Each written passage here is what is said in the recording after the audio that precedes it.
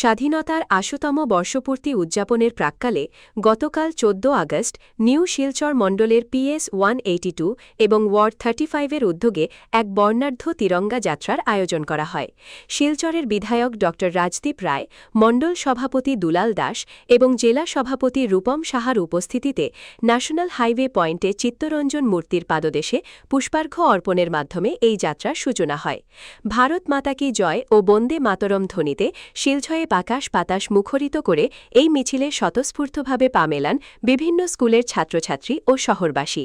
National highway point থেকে শুরু হয়ে রাঙ্গিরখাড়ি নেতাজি মূর্তিতে শ্রদ্ধার্ঘ্য নিবেদনের পর সোনাই রোডের পেট্রোল পাম্প এলাকায় এসে এই প্রাণবন্ত তিরঙ্গা যাত্রা সমাপ্ত হয়।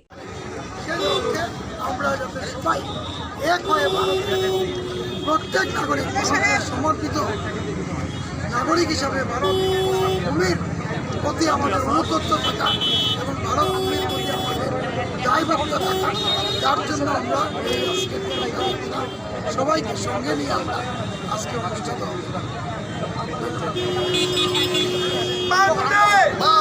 হ্যালো, আমি অনুরোধ করবো মাননীয় সভাপতি মহোদয়, সাথে আমাদের মাননীয় MLA, মণ্ডল সভাপতি, ডিস্ট্রিক্ট থেকে আগত দুজন সাধারণ সম্পাদক, সহসভাপতি, আপনারা দয়া করে আপনারা যাবেন এবং মাল্যদান করবেন।